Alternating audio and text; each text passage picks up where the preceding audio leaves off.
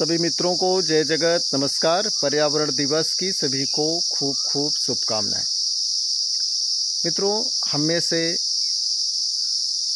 आप सब बहुत सारे लोग पर्यावरण के लिए चिंतित हैं और कुछ ना कुछ कर रहे हैं, लेकिन जो ये कर रहे हैं क्या पर्यावरण को बचाने के लिए पर्याप्त हो रहा है, या पर्यावरण को संरक्षित रखने के लिए, पृथ्वी पर जीवन को बचाने के लिए क्या ये पर्याप्त हो पा रहा है, ये सोचने की बहुत बड़ी आवश्यकता है। पेड़ यदि आप सिर्फ सारे सोशल मीडिया, फेसबुक और व्हाट्सएप पे ही लगा देंगे तो उसको खाद पानी दिए बिना आप बढ़ा भी नहीं सकते और खाद पानी दे करके भी नहीं बढ़ा सकते।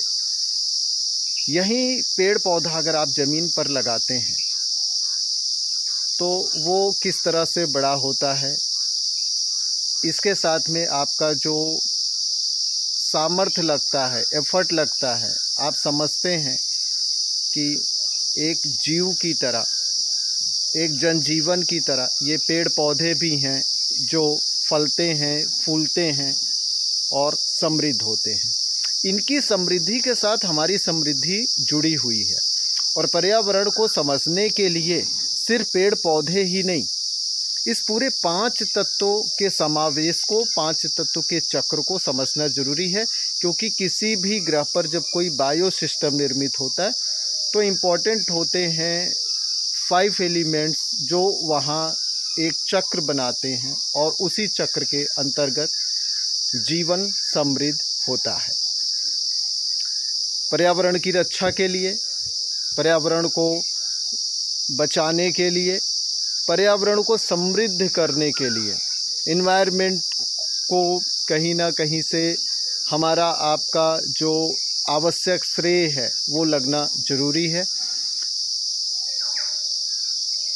हमारी मिट्टी के बारे में बात करेंगे तो मिट्टी, अगर यदि आपसे हम पूछे कि आपको शुद्ध मिट्टी निकालनी है जो आपको अपने शरीर पर लेप करना है, तो आप शुद्ध मिट्टी की तलाश करने में आपको काफ़ी श्रम देना पड़ेगा, क्योंकि आपको मालूम है कि हर जगह की मिट्टी शुद्ध नहीं है।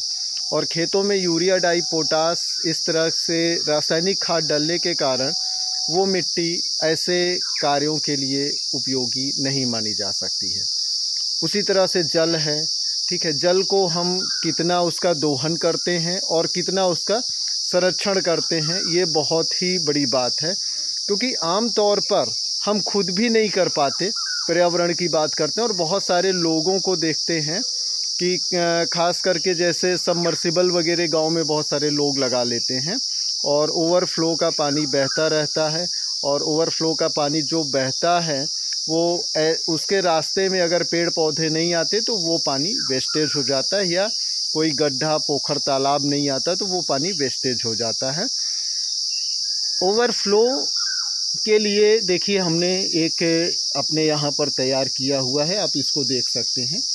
देखिए ये पाइप है, जब भी सबमर्सिबल का पानी ओवरफ्लो होता है तो इस पाइप से बाहर निकलता है और हमने एक टैंक बनाया हुआ है और इस टैंक में जाता है।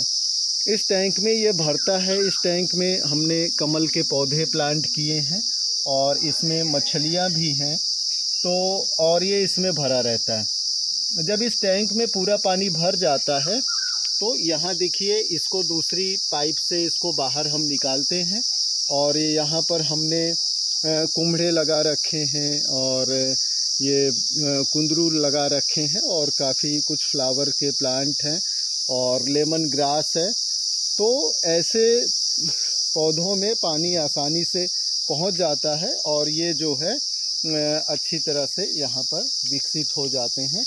और बाकी जो पेड़ जहाँ तक ये ओवरफ्लो का पानी नहीं पहुँच पाता हो तो इनकी सिंचाई अलग से की जाती है।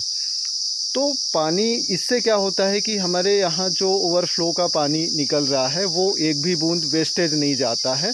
अपने आप में एक बहुत ही बड़ा प्रोजेक्ट है। और ऋषि कुटीर की बिल्डिंग में जो अगला हम प्रोजेक्ट बनाने वाले हैं कि हम छत में ही पानी को संरक्षित करेंगे और संरक्षित करने के बाद हमने एक जो है अंडरग्राउंड टैंक बनाया हुआ है, वाटर टैंक बनाया हुआ है। वो सारा पानी पाइप के रास्ते उसमें से जाएगा। तो पानी को संरक्षित करना भी हमारे जीवन में सबसे महत्वपूर्ण आवश्यकता है, क्योंकि शुद्ध वायु की ज़रूरत है। लेकिन कुछ जो विशेषज्ञ रहे उनका कहना है कि आने वाले समय में अगर विश्व युद्ध होगा तो वो पानी के ऊपर होगा। तो आप समझ सकते हैं कि पानी जीवन में कितना इम्पोर्टेंट है, और जल ही जीवन है। अगर श्वास के बाद दूसरी जो महत्वपूर्ण वस्तु आप ले रहे हैं वो पानी होता है। उसके बाद सूर्य की रोशनी, ठीक है, धूप जिसको बोलते हैं, अग्नि तत्व धूप है एक एलिमेंट। तो सूर्य की रोशनी कितनी आ रही है, कितनी हमको लेनी चाहिए, किस तरह से हम इसका लाभ ले सकते हैं, इसको समझना भी बहुत ज़्यादा ज़रूरी होता है। तो सबसे पहले तो हम क्रोमोपैथी के बारे में यदि थोड़ा सा जानते हैं तो सूर्य की किरणों को अलग अलग औषधियों में, जल में, शहद में, तेल में जो है, इसमें अलग अलग कलर की बोतल रख करके इनको संरक्षित किया जाता है और जीवन में स्वास्थ्य संबंधी विशेष प्रयोग किए जाते हैं। तो मित्रों, ये 5 तत्वों का जो संतुलन है, इसके साथ में हम चलेंगे तभी पर्यावरण बचेगा। और इसके साथ में सिर्फ आप इमेजेस बनाएंगे, शेयर करेंगे, ठीक है, अच्छी बात है। लेकिन आप सोचिए कि पर्यावरण दिवस में कितने सारे लोगों की इमेजेज आ जाती है, और जब बहुत ज़्यादा एक ही विषय पर बहुत सारी चीज़ें आ जाती हैं तो लोग बहुत ध्यान से उसको नहीं देखते हैं, ठीक है। तो ये दिखाने के लिए ध्यान से नहीं करना है, ये इसलिए करना है कि सबसे पहले कि हमको एक इसमें अपना जो हमारा श्रेय है, हमारा रोल है, सबसे पहले हमारा जो रोल पर्यावरण के लिए होना चाहिए उसके ऊपर हमको काम करना है।